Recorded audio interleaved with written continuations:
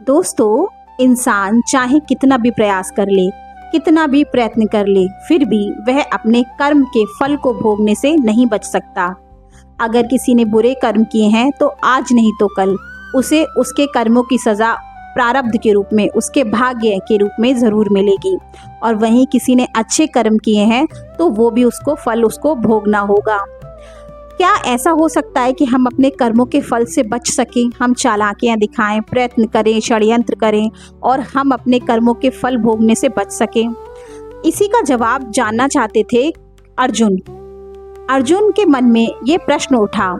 इसी प्रश्न को लेकर वो भगवान श्री कृष्ण के पास गए और भगवान श्री कृष्ण से हाथ जोड़कर विनम्र निवेदन करने लगे, हे प्रभु, हे मधुसूदन, इंसान क्या अपने प्रयत्नों से, अपने प्रयासों से अपने भाग्य को बदल सकता है? उसके भाग्य में, उसकी नियति में जो है भोगना, क्या वह इससे बच सकता है? भगवान श्री कृष्ण ने कहा कि सुनो पार्थ, इंसान जो भी कर्म करता है, अच्छा या बुरा, वो उसके संचित कर्म हो जाते हैं और इन्हीं संचित कर्मों के आधार पर उसका प्रारब्ध या भाग्य बनता है। इंसान ने भले ही कर्म करके भूल गया, पर वो उसके संचित कर्मों के रूप में, उसके भाग्य के रूप में उसे उसका फल देने जरूर आते हैं, चाहे वह उसके अच्छे कर्म हो या वह उसके बुरे कर्म हो। इसीलिए हमेशा हमें अच्छे समझ के कर्म करने चाहिए, ध्यान पूर्वक कर्म करने चाहिए और अच्छे कर्म करने चाहिए। अर्जुन कहते हैं, भगवान, तो क्या इंसान अपने प्रयत्नों से, अपनी चालाकियों से, जैसे बुरे लोग सोचते हैं कि हम लोग अपने षड्यंत्रों से अपने कर्मों के फल को टाल सकते हैं, अपनी भाग्य या नियति को बदल सकते हैं? तब भगवान श्री कृष्ण कहते हैं, नहीं पार्थ, ऐसा बिल्कुल नहीं है। ईश्वर से ज़्यादा बड़ा बलवान कोई नहीं है। ईश्वर त्रिकालदर्शी होते हैं, भूत, भविष्य और वर्तमान को जानने वाले हैं। तुम अपने 2 नेत्रों से देखते हो, उनके सहस्त्रों नेत्र हैं। वो तुम्हारा आज, जो बीत गया कल, जो जन्मों जन्मों तक तुम्हारी आत्मा सफ़र करके जो आई है, उन सभी के कर्मों का तुम्हें हिसाब तुम्हारे भाग्य के रूप में, प्रारब्ध के रूप में तुम्हें भोगना होता है।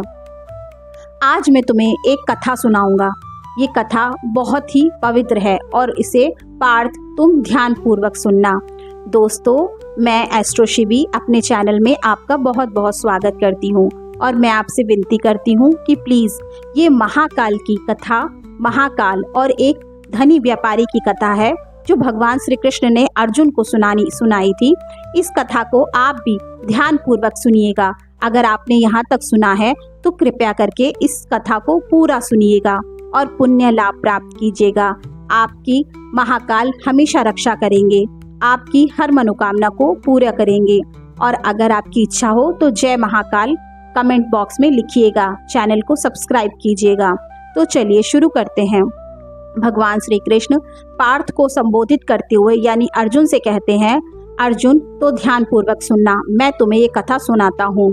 एक बार एक धनी व्यापारी था। वह बहुत धनी था। एक दिन उसके मन में इच्छा जागी कि मैं अपने बचपन के मित्र से मिलने जाऊंगा। बहुत प्राचीन काल की समय की बात है। उस समय लोग पैदल ही यात्रा किया करते थे। उन्होंने ऐसा समझकर अपने पास कुछ धन लिया और वह यात्रा पर चल निकले। रास्ते में उन्होंने देखा एक और व्यक्ति था जो भी यात्रा पर निकला था। वह उनसे मिला। जो व्यापारी थे उन्होंने सोचा कि चलो ठीक है, एक से भले 2, रास्ते में अगर साथ में हम सफ़र मिल जाए तो सफ़र का पता भी नहीं चलता। ऐसा सोचकर व्यापारी उनके साथ हो लिया। व्यापारी ने उस व्यक्ति से उसका नाम पूछा कि सुनो भाई, तुम्हारा नाम क्या है? तब उन्होंने कहा, व्यापारी के प्रश्न का उत्तर देते हुए, मेरा नाम धर्मराज है। व्यापारी को थोड़ा सुनकर अजीब लगा। धर्मराज, ये कैसा नाम हुआ? मैंने पहले तो कभी ये नाम नहीं सुना। और उसने सोचा कि चलो छोड़ते हैं, मुझे क्या, वैसे भी मुसाफिर है, मुझे कौन सा उसके साथ हमेशा रहना है। तो उसने इस बात पर ज़्यादा गौर नहीं किया और दोनों लोग साथ में चलने लगे। रास्ते में चलते चलते जंगल को पार करने के बाद उन्हें एक गांव मिला। जैसे ही उन्होंने गांव में प्रवेश किया, एक बहुत सुंदर बट का पेड़ था। मुसाफिर, दोनों मुसाफिर यानी कि वो व्यापारी और धर्मराज दोनों उस पेड़ के नीचे बैठ गए विश्राम के लिए। उन्होंने थोड़ा पानी पिया। उसके बाद धर्मराज उस व्यापारी से बोला कि सुनो भाई, मुझे इस गांव में थोड़ा काम है, मुझे कुछ हिसाब करने के लिए जाना है, तो मैं चलता हूँ और तुम यहाँ पर बैठो और हम लोग फिर से रास्ते में मिल जाएंगे। तो उसने कहा ठीक है भाई, तुम जाओ। उसके बाद गांव में बहुत सारे लोग दौड़ते हुए आते हैं। गांव में अफरा तफरी का माहौल पैदा हो गया। लोग गांव के आपस में चर्चा कर रहे थे कि अरे भाई, सुना तुमने, अभी एक आदमी को सांड ने अपने सींग से उठाकर मार डाला, बहुत दर्दनाक मौत मिली है उसे। ऐसा आपस में गांव के लोग चर्चा कर रहे थे। इस तरह धर्मराज जब ये खबर फैली और उसके बाद तुरंत ही धर्मराज जब वापस आए व्यापारी के पास, तो उन्हें बहुत थोड़ा अजीब लगा। व्यापारी सोचने लगा, अभी ये गया था और ये लौटा और इतनी बुरी खबर भी मैंने सुन ली। फिर भी उन्होंने कुछ नहीं कहा, वो चलने लगे। दोनों रास्ते में आगे बढ़ गए। अब धर्मराज और व्यापारी साथ साथ चलने लगे। आगे कुछ समय की बात, संध्या का समय था, सूरज ढल रहा था। सूरज ढलने के बाद उन्होंने सोचा कि देखिए, रात में सफर करना सही नहीं होगा। व्यापारी ने कहा कि हाँ भाई, मेरे पास थोड़ा धन भी है, तो मुझे चोरों का भी भय है, इसीलिए मैं रात में सफर नहीं कर सकता। चलो भाई, चाहे कहीं गांव में ही विश्राम करते हैं। उन्होंने कहा, धर्मराज बोले ठीक है दोस्त, जैसी तुम्हारी मर्जी, चलो कोई उपयुक्त स्थान देखकर और रुक जाएंगे। वहां पर चलते चलते उन्हें एक मंदिर दिखाई दिया। मंदिर का प्रांगण बहुत बड़ा था। सुंदर हरे भरे पेड़ों की छाया बहुत ही अच्छी लग रही थी। साथ में वहां रुकने के लिए व्यवस्था भी अच्छी थी। वहीं एक कुआं भी था जहां शीतल जल पी सकते थे वो। साथ में वहां पर एक पुजारी जी भी थे। फल फूलों से लदे हुए बहुत सारे पेड़ थे।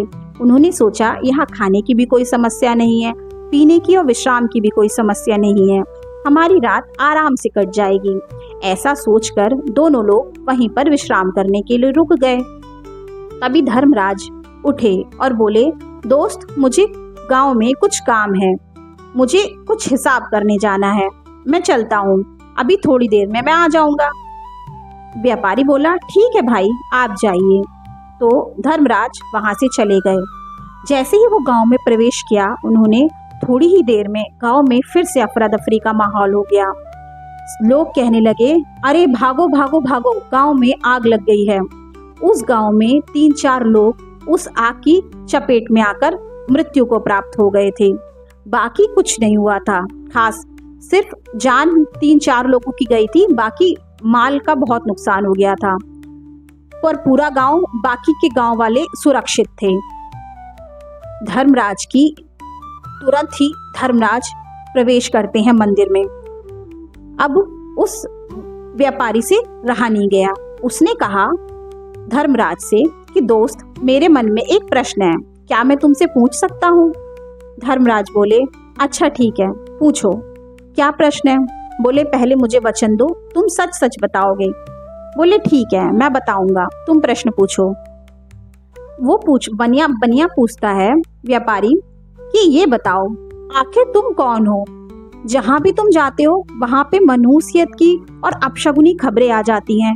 पिछले गांव में हम गए तो वहाँ पे एक व्यक्ति को सांड ने मार दिया। इस गांव में हम गए तो यहाँ गांव में आग लग गई। जैसे ही तुम वहाँ गांव में प्रवेश करते हो, कोई ना कोई खबर बुरी मुझे इधर सुनने को मिल जाती है और उसी समय तुरंत तुम आ जाते हो। क्या ये सिर्फ संयोग है या जो मैं सोच रहा हूँ कहीं ऐसा है? तभी उन्होंने कहा, धर्मराज ने, कि सुनो, तुम्हारी बात सही है। तब उसने कहा व्यापारी ने कि मुझे ये बताओ, तुम कौन हो?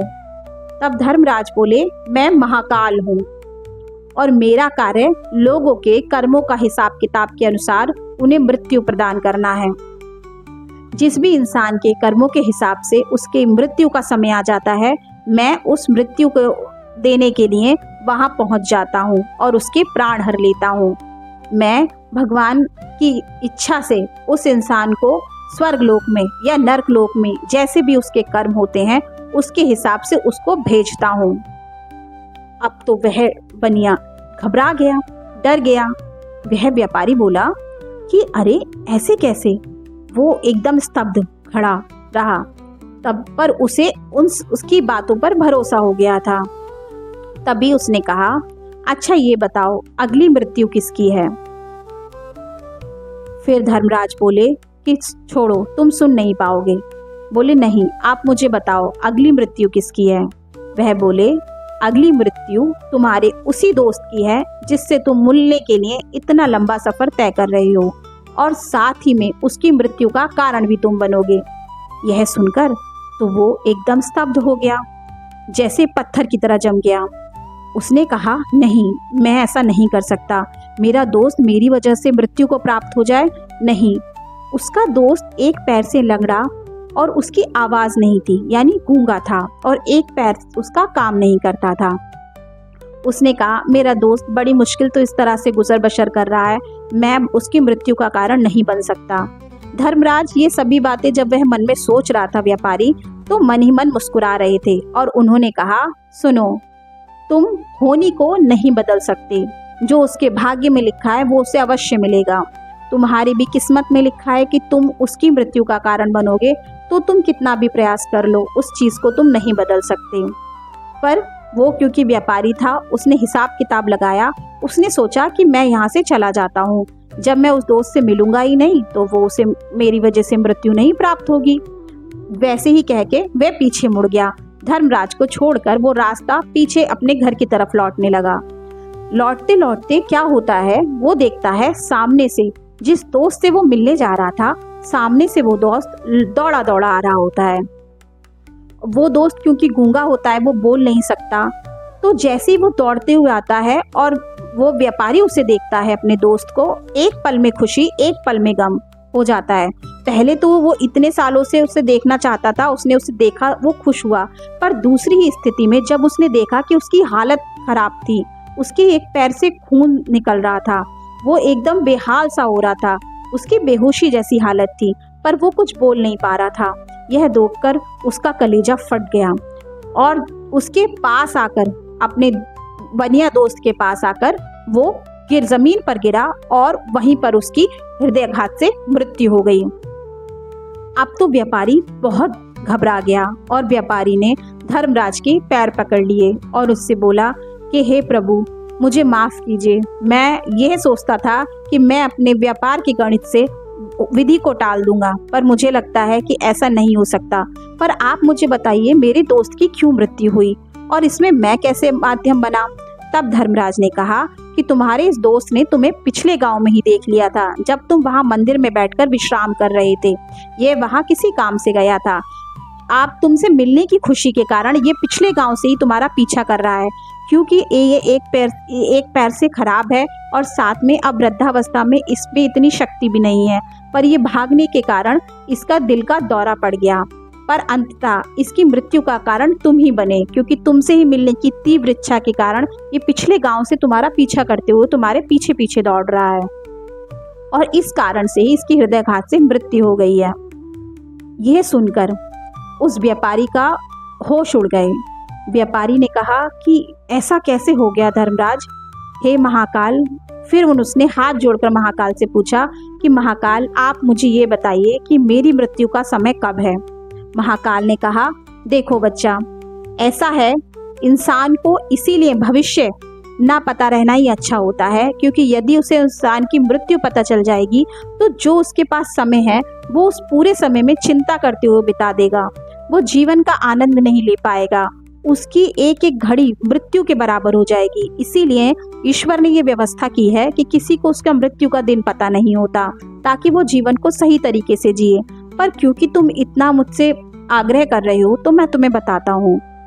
अब से 6 महीने के बाद तुम्हारी मृत्यु होगी, तुम्हें फांसी दी जाएगी, तुम्हारे शहर से अलग किसी दूसरे शहर के राजा के यहाँ तुम्हें फांसी दी जाएगी। और एक आश्चर्य की बात तुम्हें और बताता हूँ, वह फांसी का फंदा तुम खुशी खुशी उसको पहनोगे। उस समय तुम बहुत खुश होगे और खुशी खुशी तुम उसको धारण करोगे, और उसी फांसी के फंदे से तुम्हारी मौत होगी।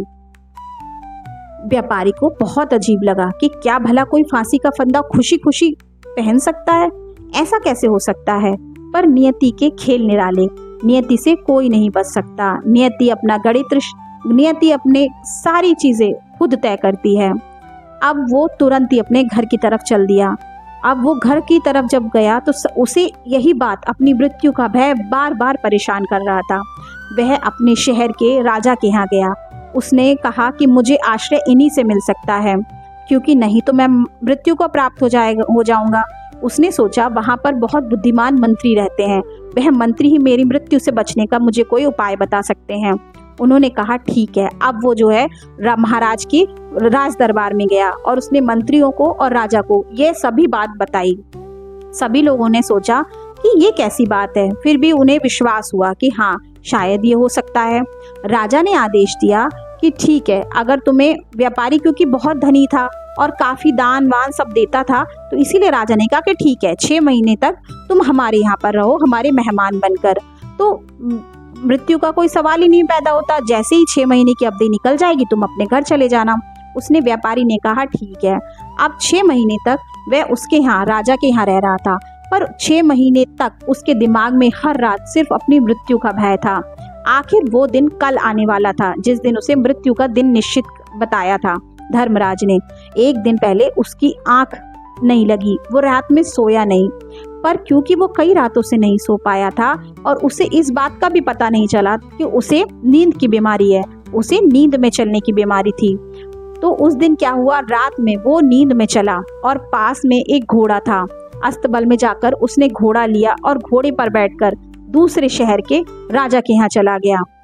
पहरेदार, नियति के खेल निराले। उस समय राजा, दूसरे देश के राजा के पहरेदार भी सो गए और वह सीधे घोड़े से राजा के दरबार में से अंदर जाके उनके शयन कक्ष में पहुंच गया। शयन कक्ष में राजा और रानी विश्राम कर रहे थे और वह जो व्यापारी था उनके बीच में जाके सो गया, क्योंकि ईश्वर और नियति के कैसे खेल होते हैं वो किसी को नहीं पता होता है। कैसे हर चीज की व्यवस्था होती है वो किसी को नहीं पता, वो सिर्फ समय के हाथों में होता है। जब सुबह को उठे राजा, उन्होंने देखा कि यह व्यापारी मेरे शयन कक्ष में, उन्होंने तुरंत ही बुलवा के उसको फांसी की सजा दी कि इस इंसान को फांसी चढ़ा दी जाए। राज दरबार में ले जाके सबके सामने उसने घोषणा करा दी कि इस इंसान को इस उद्दंडता के लिए फांसी की सजा दी जाएगी। अब तो वह व्यापारी गिड़गिड़ाने लगा। उसने पूरी बात राजा को बता दी कि इस तरह धर्मराज ने मुझे 6 महीने की फांसी की सजा, फांसी की से ही मेरी मौत होगी, यह भविष्यवाणी दी थी, जिससे बचने के लिए मैंने पास के राजा के यहाँ शरण ली थी और मैं पता नहीं कैसे आपके यहाँ आ गया। नहीं तो आप खुद सोचिए, क्या कोई ऐसा धूर्तता कर सकता है कि इतनी हिम्मत कर सकता है कि किसी राजा और रानी के बीच में जाकर सो जाए। राजा को ये बात थोड़ी अजीब लगी, तो राजा ने कहा कि चलो ठीक है, उन राजा से पता करिए कि क्या ये सच बोल रहे हैं। तुरंत घोड़े पे सवार करके कुछ मंत्रियों को वहां भेजा गया और वो राजा, क्योंकि इन राजा का दोस्त था, तो उन्होंने पूछा कि क्या यह व्यापारी सही बोल रहे हैं, क्या ये 6 महीने से आपके महल में रह रहे थे? तो उन राजा ने कि हाँ ये बिल्कुल सही बोल रहे हैं। तभी उन्होंने कहा कि अब क्या किया जाए, अब तो मैं फांसी की सजा दे चुका हूँ, अगर मैं फांसी अपने वचनों को वापस लेता हूँ तो पूरी प्रजा के सामने मेरे साथ मुझे गलत बोला जाएगा, पूरी प्रजा के सामने मेरा जो वचन है वो झूठा साबित हो जाएगा, और अगर मैं इनको सच में फांसी दे देता हूँ तो फिर एक निर्दोष की हत्या हो जाएगी मेरे हाथ से। इस तरह सोचकर उन्होंने मंत्रियों को बुलाया। मंत्रियों ने कहा, उनमें से एक बुद्धिमान मंत्री था, उन मंत्रियों ने कहा कि राजा जी एक बीच का रास्ता है, इससे इन्हें आपका कथन भी मिथ्या नहीं होगा और इनको फांसी भी नहीं मिलेगी। बोले क्या? बोले ऐसा करते हैं, सूत के धागे से इनको फांसी